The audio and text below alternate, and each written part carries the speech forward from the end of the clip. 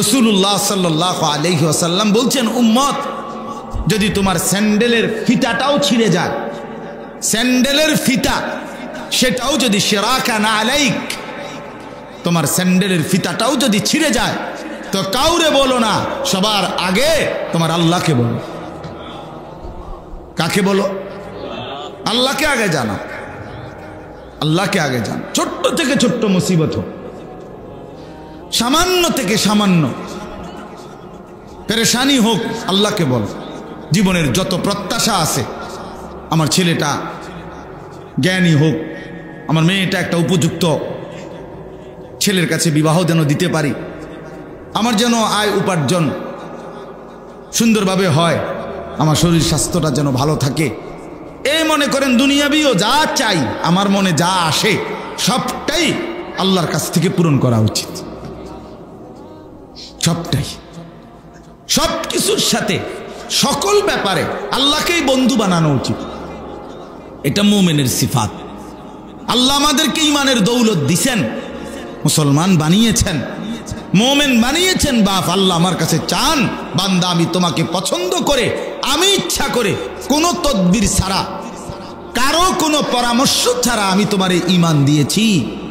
লাম ইয়াকুন শাইআম মাযকুরা, আল্লাহ তাআলা বলেন এই পৃথিবীতে যেদিন মায়ের পেটে তুমি ভূমিষ্ঠ হয়েছ, তার আগে তোমার কোনো নাম নিশানাও পৃথিবীতে ছিল না, উল্লেখ করার মতো ছিল না। কোনো আদমশুমারিতে, কোনো চেয়ারম্যান অফিসে, কোনো মেম্বার অফিসে, পৃথিবীর কোনো জায়গায় তোমার নাম ঠিকানা বলতে কোনো পরিচয় ছিল না, তোমার কোনো আলোচনা ছিল না। আমি আল্লাহই দয়া করে তোমাকে মায়ের রেহেমে দিয়ে সেখান থেকেই পৃথিবীতে বের করে এনেছি, আমি করেছি এটা। হাল আতালাল ইনসানি হিনুম মিনাদ দাহর লাম ইয়াকুন শাইআম মাযকুরা ইন্না খালাকনাল ইনসানা মিন নুতফাতিন আমশাজ। আল্লাহ তাআলা বলেন আমি সৃষ্টি করেছি, আমি এনেছি বান্দা, তোমারে অস্তিত্বে এনেছি আমি, এই পৃথিবীর আলো বাতাসের মুখ দেখিয়েছি আমি, এটা আমার ফয়সালা ছিল। আর সেই আমি শুধু মানুষ হিসাবে পৃথিবীতে পাঠাই নাই তোমারে, বরং এক ইমানদারের ঘরে জন্ম দিয়ে তোমারে আমি মা দিয়েছি মুসলমান, বাবা দিয়েছি মুসলমান, বিনিময়ে তোমার তাকদীরও আমি ইসলাম দিয়ে দিয়েছি। তুমি জানো না বান্দা, এটা আমার কত বড় নিয়ামত দিস। আরে ভাত তো আমি সবাইরে দেই, চাল আমি সবাইরে দেই, বিল্ডিং, দালান, স্ত্রী, সন্তান, সংসার, দুনিয়ার সমস্ত কিছু, এগুলো তো আমি আল্লাহ তাআলা কাফের, বেঈমান, মুশরিক, নাস্তিক, মুরতাদ, হিন্দু, বৌদ্ধ, ইহুদি, খ্রিস্টান সবাইরে দেই। কিন্তু কালেমার দৌলত, ঈমানের দৌলত, লা ইলাহা ইল্লাল্লাহর দৌলত, আমার মহব্বত, আমার ভালোবাসা আমি সবাইকে দেই না, শুধু যারে পছন্দ করি তারে দেই।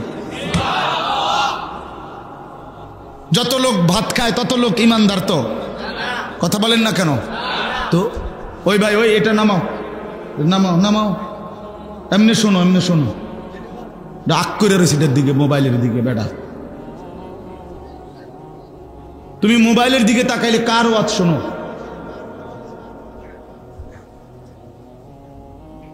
একটা মানুষ, একটা যদি সে এটার দিকেই তাকায় থাকে তো হে ওয়াজ শুনে কার?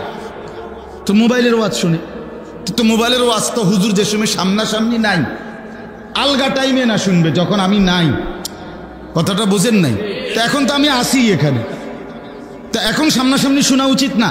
না, এখন ওইটার দিকে আগ করে তুমি তো লাভ হইল কি? আর এই কষ্ট করে এই গরমের মধ্যে সাফাসাফি করে বসার মধ্যে ফায়দাটা কি আসলো? ফায়দা কে? ফায়দা হয়েছে এর আমার মোবাইলে উঠছে ওয়াজ। তো কি হয়েছে? মোবাইলে উঠছে ওয়াজ, তো কি হয়েছে এতে? মোবাইলে মনে করেন বাংলাদেশের তোমার মোবাইলে 1000 বক্তার ওয়াজ আছে, 1 লাখ ওয়াজ মোট, প্রত্যেক বক্তার 10টা করে ওয়াজ। হ্যাঁ, তো এরপরে হাসরের ময়দানে এটা জমা দিলেই তো ফেরেশতা এটা কম্পিউটারে সার্চ করে পরীক্ষা নিরীক্ষা করে এরপরে বেহেশতের ইয়া দিয়ে দিবে। হ্যাঁ, বেহেশত মামুর বাড়ি। আল্লাহ আমাদেরকে বুঝ দান করেন। সবসময় এটা মনে রাখা উচিত, সামনাসামনি শুনবার সুযোগ হইলে এটা বড় গনিমত, সর্বশ্রেষ্ঠ গনিমত। সামনাসামনি শুনবার বরকত আলাদা। আল্লাহ তাআলা কোরআনুল কারীমের মধ্যে বলছে, কোনো বান্দা যদি দিল খোলা রেখে, কান খোলা রেখে, সশরীরে উপস্থিত থেকে আমি আল্লাহর কথা শুনে, তো নিশ্চয়ই তার জন্য আমার কোরআনের মধ্যে, আমি আল্লাহর কথার মধ্যে উপদেশ, নসিহত, পরিবর্তন আছেই আছে, আছেই আছে। ইন্না ফি যালিকা লাযিকরা লিমান কানা লাহু কলবুন আও আলকা আস-সামআ ওয়া হুয়া শাহীদ। শাহীদ মানে উপস্থিত। এটার বরকতই আলাদা। এটার বরকতে যেই মানুষটা দিল খোলা রাইখা, কান খোলা রাইখা, চোখ খোলা রাইখা, সশরীরে মনোযোগ দিয়া আল্লাহর কথা শুনে, বিশ্বাস করেন ধীরে ধীরে তার পরিবর্তন হয়। কিন্তু গাফেলের কোনো পরিবর্তন নেই। গাফেল মানুষ যদি 60 বছরের হয়, এবার আরো কোনো পরিবর্তন নাই। গাফেল যদি 14 বছরেরও হয়, তারও কোনো পরিবর্তন হয়। ওই বয়স তো 60, ওয়াজনে আজকে 30 বছর জুমার নামাজে ইমাম সাহেবের বয়ান শুনে, ইমাম সাহেব ওয়াজ শুরু করে, এবার সামনের কাতারে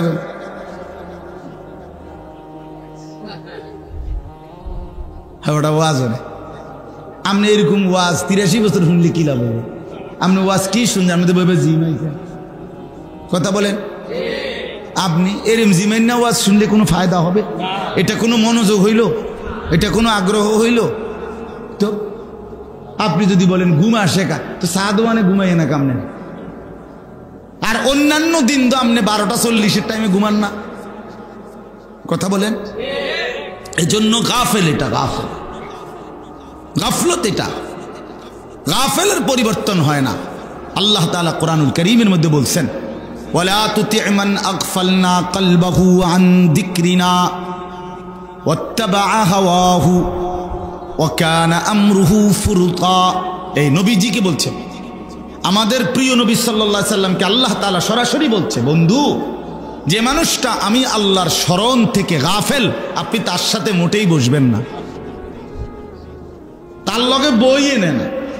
যার মুখ দিয়া 6 ঘন্টা 9 ঘন্টা 3 ঘন্টাতেও কোনোদিন আল্লাহর কথা, আখেরাতের কথা বের হয় না, ওর লগে বইসে নেন। ফালতুলু, ফালতুলু বইয়া বইয়া কাল বন খায়, বিড়ি খায়, গপ মারে, মোবাইল টিপে, বইয়া বইয়া শুধু টেলিভিশন দেখে, আর সারা পৃথিবীর যত কথা আছে সব বলে, কিন্তু মালিকের নাম একবারও নেয় না। এটা ফালতু মানুষ বেটা। এটা জোয়ান হইলে ফালতু জোয়ান, বুড়া হইলে ফালতু বুড়া। ফালতু মানুষ, ফালতু, গাফেল, গাফেল। শেষ বয়স আল্লাহ তাআলা সারাদিন পান খানার জন্য দেয় নাই। আল্লাহ তাআলা বুঝি আপনারে বয়স বৃদ্ধ কালটা দিছে বইয়ে বইয়ে কাল ফান খাইতেন। হ্যাঁ, আল্লাহ তাআলা বুঝি আপনারে শেষ বয়স দিছে সাদওয়ানে বইয়া গপ মারতেন বুঝলা, এই জন্যই আপনারে শেষ হায়াতটা দিছে। শেষবারের মতো মানুষ পরীক্ষায় 3 ঘন্টা যে পরীক্ষা দেয়, প্রথম 2 ঘন্টায় যে দূর লেখে, শেষের 1 ঘন্টায় যেই কোনো ছেলে মেয়েরে জিজ্ঞাসা করে দেখেন, শেষের 20 মিনিট, শেষের 30 মিনিট, শেষের 40 মিনিট সে আগের 2 ঘন্টার চাইতে বেশি লেখে।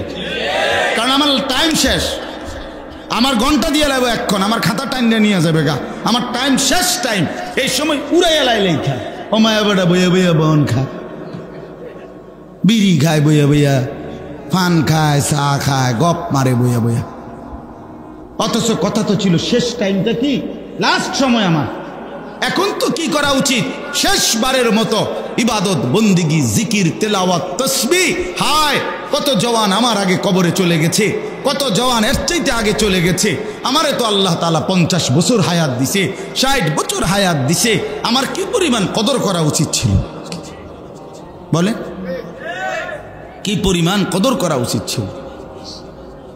মোটেই কদর করে না। বয়স্ক লোকরা একদম কেমন জানি নির্জীব হইয়া থাকে, শেষ বয়সটা শুধু শুধু নষ্ট করে দেয়।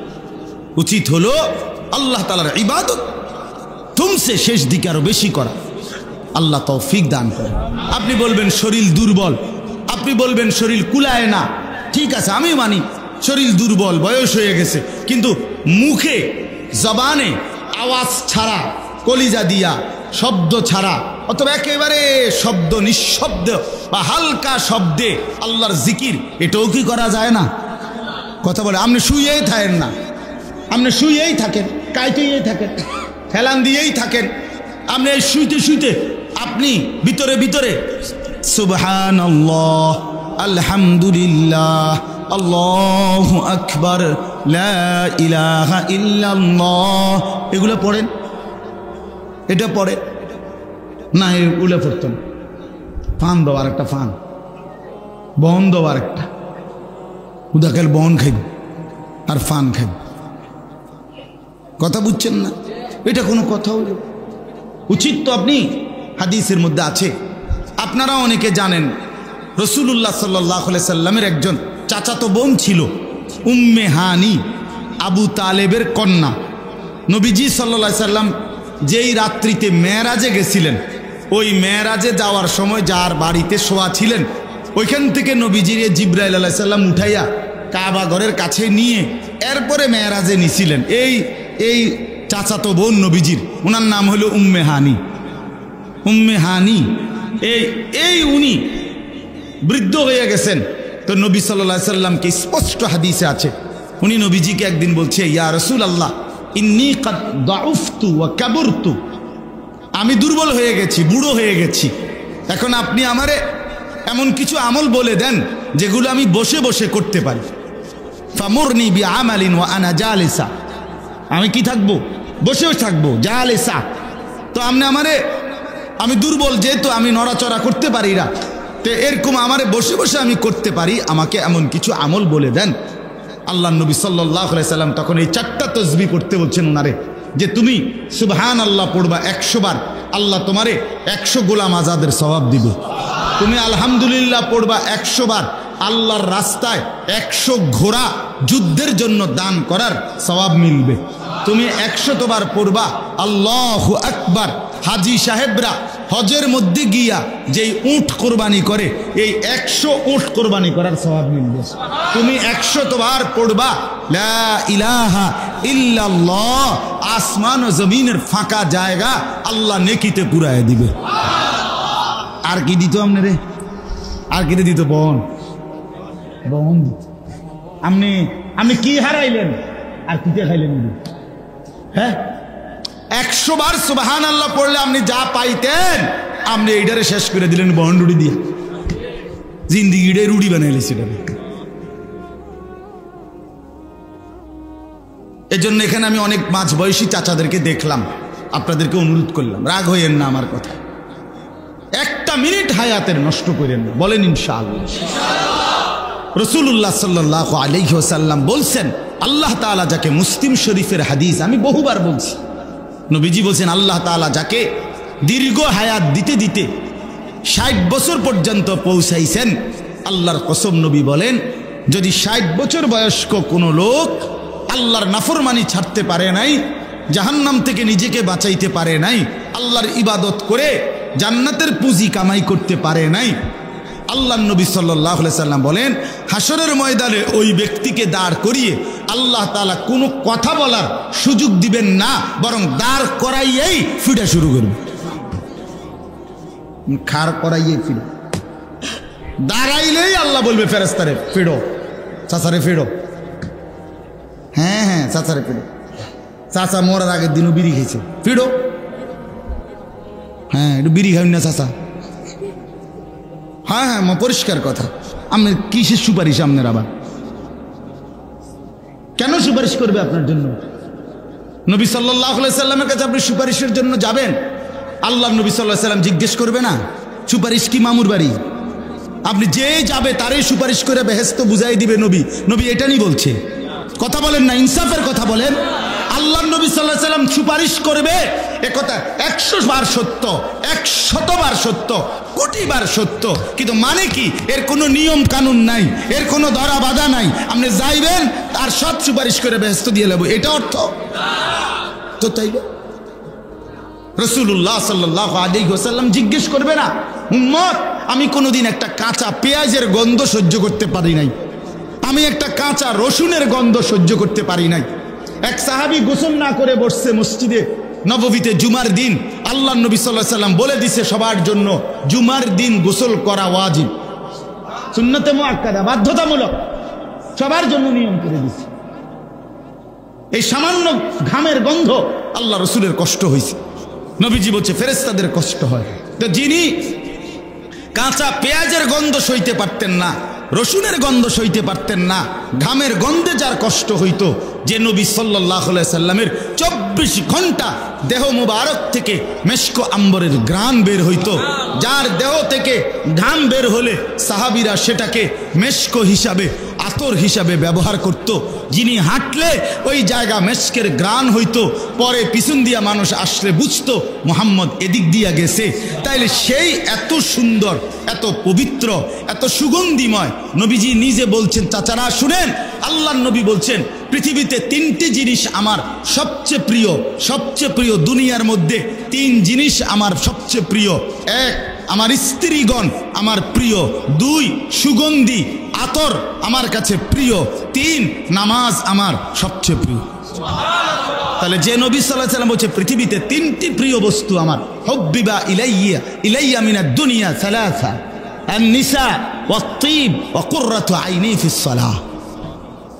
আমার স্ত্রীরা আমার প্রিয়। কারণ এ কথার অর্থ কি? যে তার স্ত্রীকেই ভালোবাসে, যে স্ত্রীকেই প্রিয় মনে করে, সে আর বেগানা নারীর দিকে তাকায় না। ঘরে যার মন বসে না, হে টেলিভিশনের দিকে আঁক করে থাকে। মানুষের বেডি চাইতে ভালো লাগে, মানুষের বেডি রাক্ষসের মতো চায়, মানুষের বেডি রাক্ষসের মতো।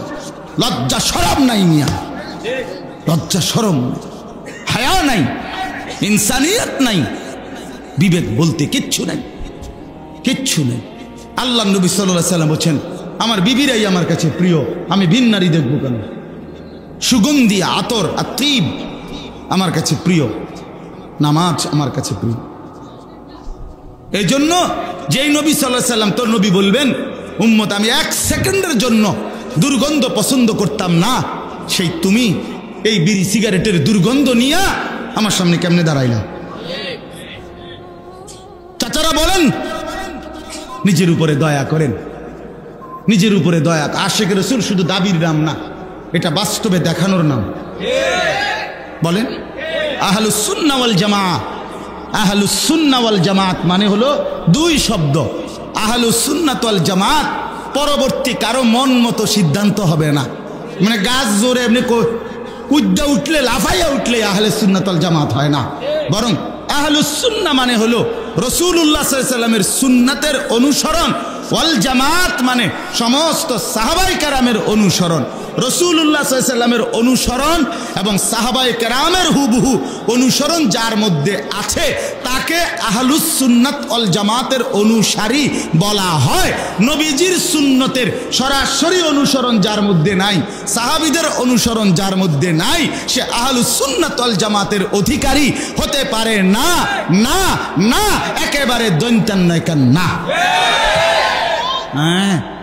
আহলুস সুন্নাত ওয়াল জামাত বিরানি না, বিরানি না, মেসওয়াক, তসবিহ, জিকির, তিলাওয়াত, তাহাজ্জুদ, আওয়াবিন, ইশরাক, চাশত, 5 ওয়াক্ত নামাজ, হালাল উপার্জন, স্ত্রীর পর্দা, সন্তানদের বন্দিগি, বাচ্চা কাচ্চার দিন ও ঈমান, ঘরে পরিবারে আল্লাহ রাসূলের হুকুম মেনে নেওয়া, এরে বলে আহলুস সুন্নাত ওয়াল জামাতের অনুসারী।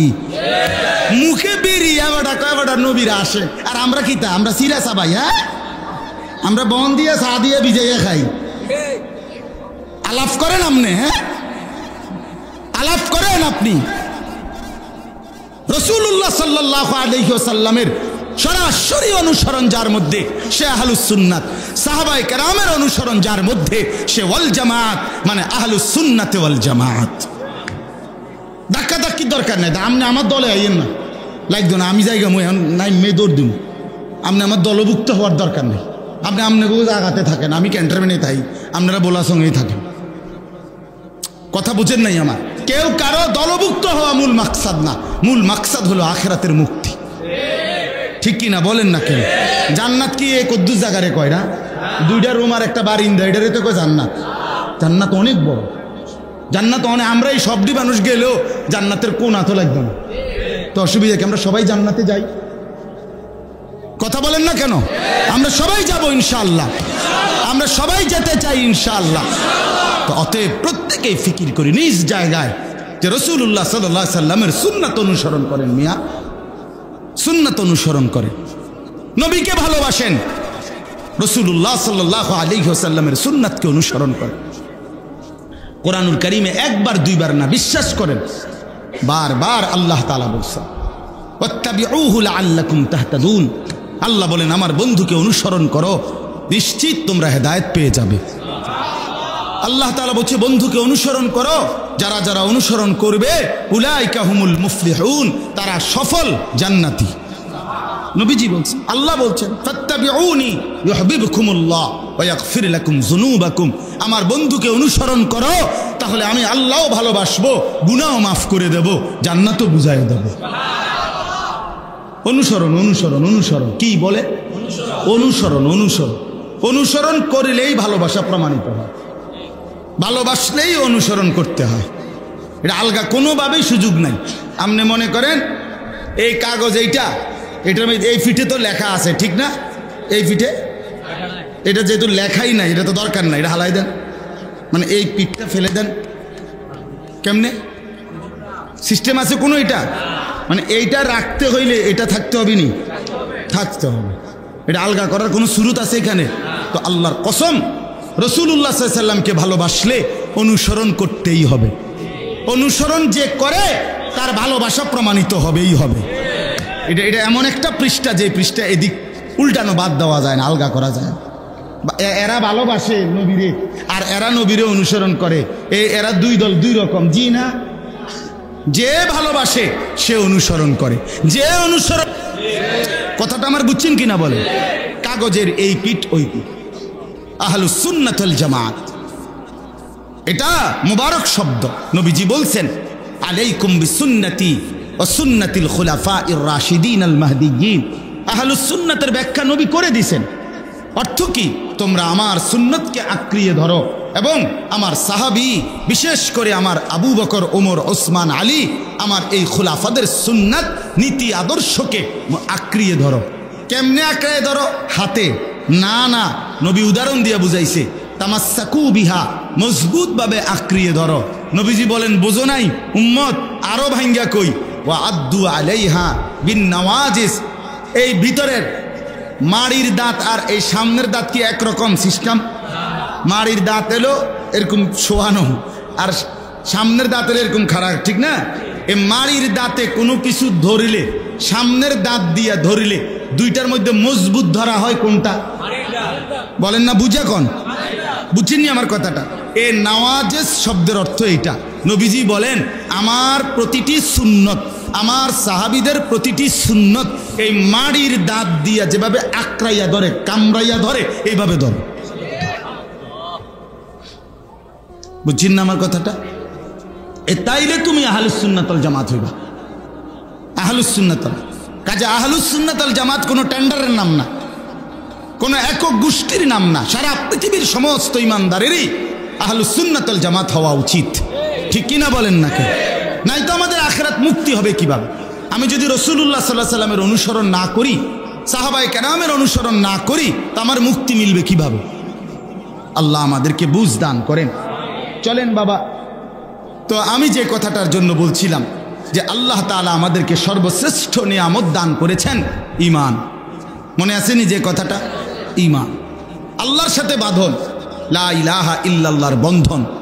এই বন্ধন ছুটে গেলে জীবনের ছোট্ট থেকে ছোট্ট বিষয়ে, বড় থেকে বড় বিষয়ে, মুসলমান মানেই তার জিন্দিগি বেঁধে রাখবে আল্লাহর সাথে।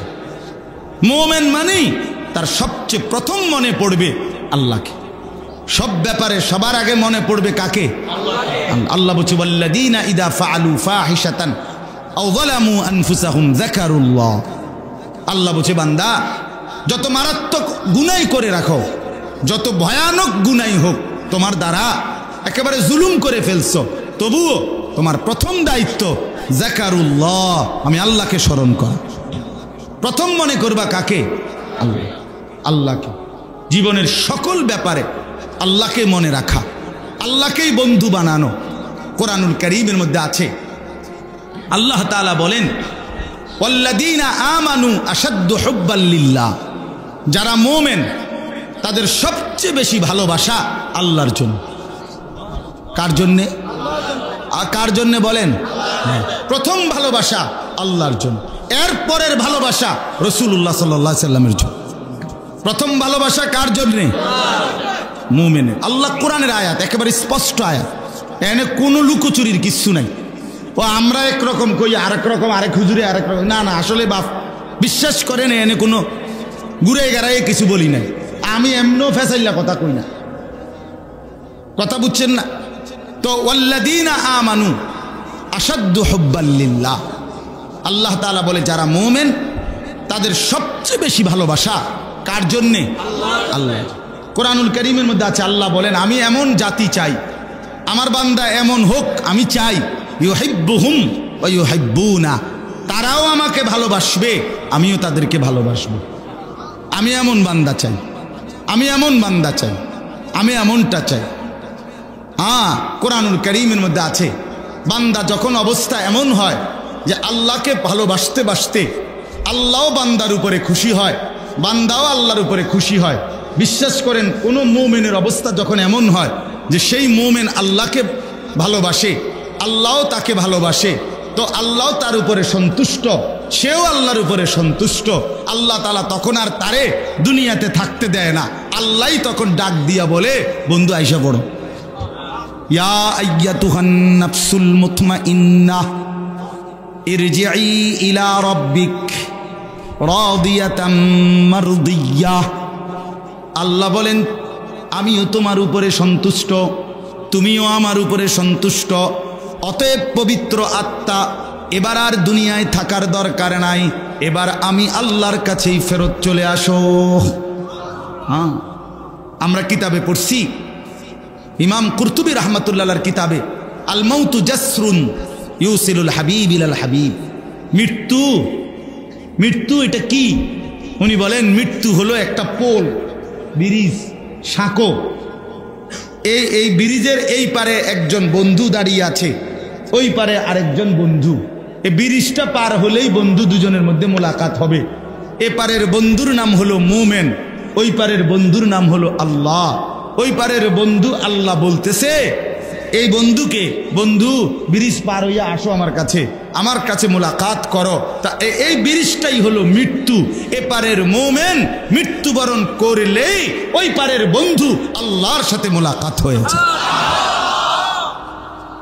আরে আজীব কথা আছে কিতাবে, আজরাইল মালাকুল মউত পৃথিবীবাসীকে ডাক দিয়া বলে, হে জগৎবাসী, মানুষ আমারে বড় ভয় পায়, আমি জান কবজ করি, আমি মানুষের রুহু কবজ করিলে মানুষে চিৎকার শুরু করে, কান্নাকাটি শুরু করে, মরে গেছে, ঠিক না?